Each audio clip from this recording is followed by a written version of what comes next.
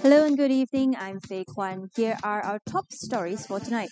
Japanese Prime Minister Takaichi rejects China's demand to retract her remarks on Taiwan. And Ukraine's Volodymyr Zelensky says he is ready to work on a US-backed plan to end the war with Russia. All that and more coming up on AWANI International.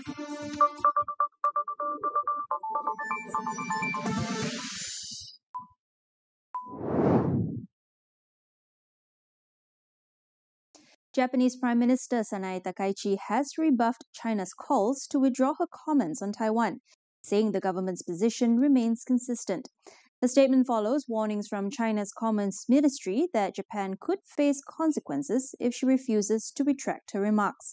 Takaichi, however, said she wanted to continue to try and improve relations after she met with Chinese leader Xi Jinping at the APEC summit in South Korea last month.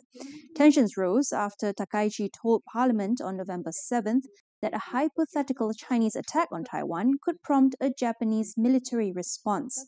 Beijing said her comments have weakened the political basis of bilateral relations and disrupted normal economic exchanges, adding that it would take action if Japan continues on what it described as the wrong path.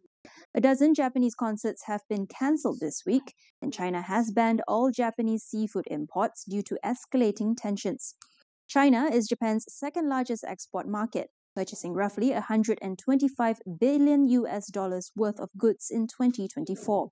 Analysts note that Japan may struggle to shift exports elsewhere, as South Korea bought only $46 billion last year.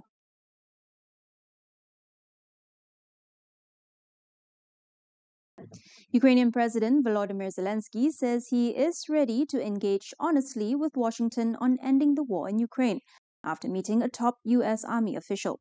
Reuters and several American media reported that the U.S.-backed plan would see Kiev give up areas of the Donbas in eastern Ukraine that it still controls, reduce the size of its army, and pledge not to join NATO. Under the plan, Ukraine's military would be limited to 600,000 troops, but European fighter jets would be stationed in Poland. Kiev would receive reliable security guarantees, though details are unclear. The draft also calls for Russia to be reintegrated into the global economy, including lifting sanctions and inviting Moscow back into the G7. Zelensky said he expects to speak with U.S. President Donald Trump soon about the proposals, which also include plans for Ukraine to give up many of its weapons. If fully implemented, the plan appears to favor Moscow, something European allies have warned against.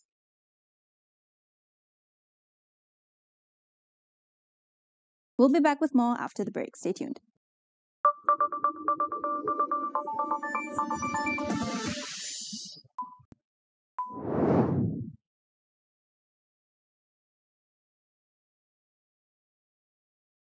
Perjuangan diteruskan. Mereka berusaha sepenuhnya. Setiap detik menentukan kemenangan. Ke tengah dan keluar di sini. Aksi, drama, kejutan.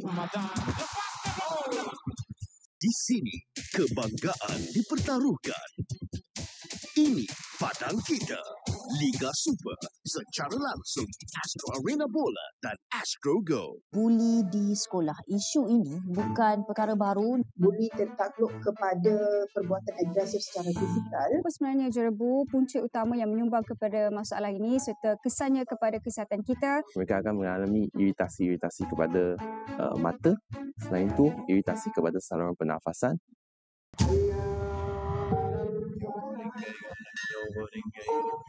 Kaulah Tuan Bu.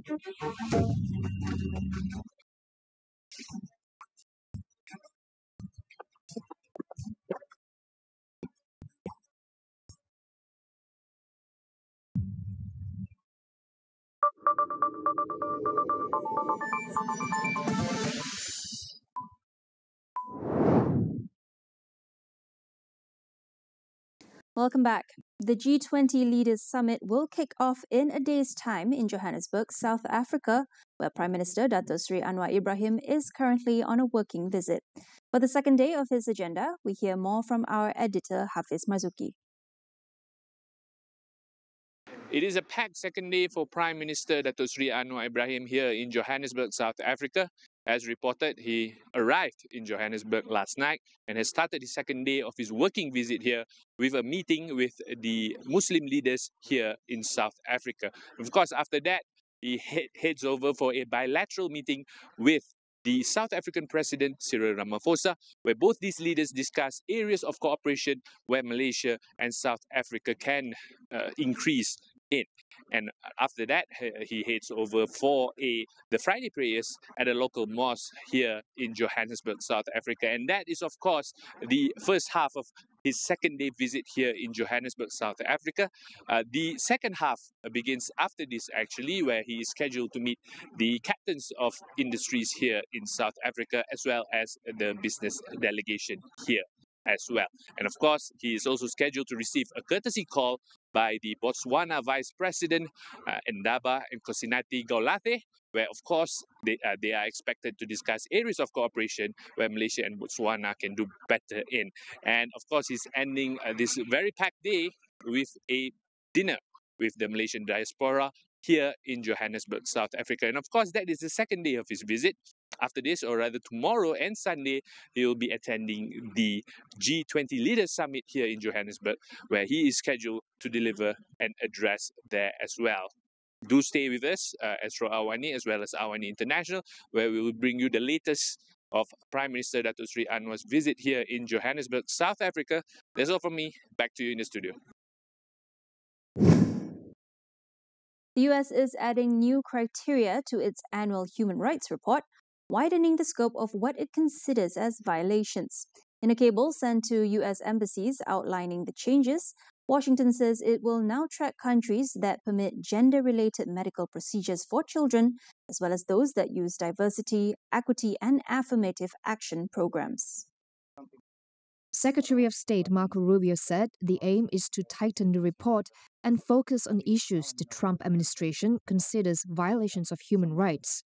Separately, a State Department spokesman said recent ideologies have created space for abuses, and the administration will not allow practices it considers harmful to go unchecked. Embassies have been told to report on countries that allow medical or surgical procedures for minors seeking to change their sex, and to monitor what the department calls preferential treatment based on race, sex, or caste. The shift comes as the Trump administration continues to challenge transgender rights and rolls back equity programs introduced under previous administrations.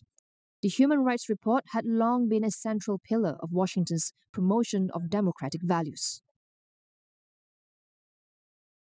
In other news, the Trump administration is drawing up a plan to press the Nigerian government to protect Christian communities and safeguard religious freedom.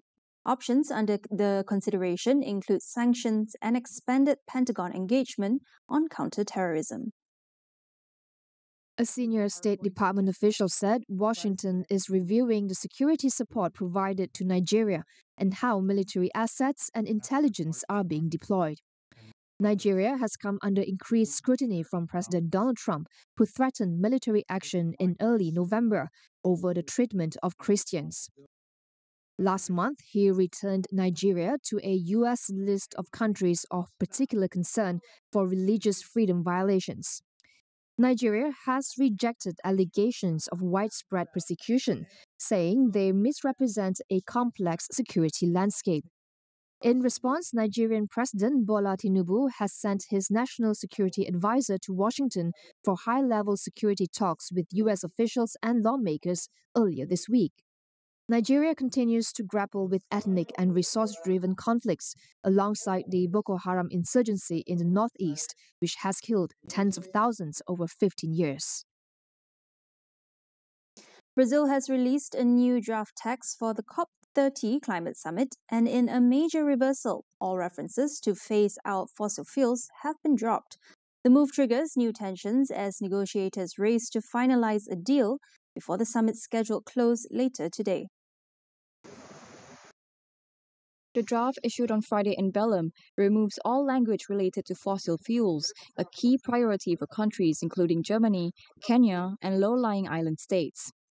These nations have been pushing for a clear roadmap to follow through on the COP28 promise made 2 years ago to transition away from oil, gas, and coal. An earlier version of the text included multiple options for such language, but the new draft leaves fossil fuels out completely. The latest text, however, proposes a 3-year dialogue on trade at future COP summits, a win for countries such as China who want trade rules included in climate talks. But the move could place new pressure on the European Union, whose carbon border levy has been criticized by South Africa and India as unfair and trade distorting. Meanwhile, US President Donald Trump has lifted the 40% tariffs on Brazilian beef, coffee, cocoa, and fruit. The move follows a similar rollback on agricultural duties for other countries last week, as the White House looks to ease rising food prices for consumers at home. The order applies to Brazilian imports entering the US from 13 November and could lead to refunds for duties already collected. Brazil supplies about a third of the coffee consumed in the US and is a major source of beef for burgers. Retail coffee prices have risen by as much as 40% this year, driven by the tariffs and poor weather conditions. Higher food costs have fueled public frustration, contributing to Trump's lowest approval ratings since returning to office. This week on Wu Says, we look at Trump's Asia tour and the treaties signed. Professor Emeritus Dr. Wu Wing Tai and Hafiz Marzuki delve deeper into the intricacies surrounding these agreements. Here's a segment from the conversation about the deal between Malaysia and the US. But the important thing to realize is there are two dimensions to consider. When you agree to such a treaty that has such unfair language, the first question is this a permanent agreement to be bullied? Or is this something that you and I agree on, but you are in no position to enforce it? In other words, I agree to do the following, but if I don't do it, there's nothing you can do. Okay. So clearly, we need the US market right now, because look at the number of semiconductor factories in Penang. The chief buyer is the American market. So for the sake of these people, we can swallow our pride and do so and agree to it. But let's think of what happens in the long run. In the long run, we will begin to develop access to other markets, and the US become less important. And when the US becomes less important, the US would be less willing to enforce whatever punishments it said that it was going to do. This is not unique to us. You can see it in the United States. The United States has come to a truce on the trade in rare earth with China. China has a chokehold on the supply of rare earth.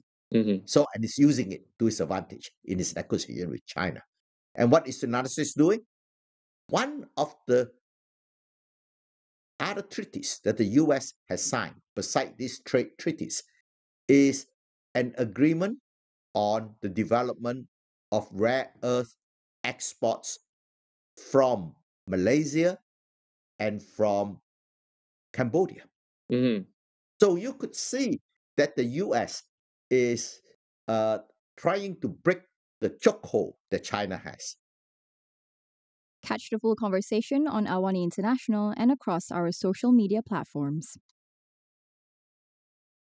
That concludes AWANI International for tonight. Stay with us as we track the strategies and power shifts shaping the new global order. For more updates, visit international.astroawani.com and follow us on social media. I'm Faye Kwan. Thank you for watching and good night.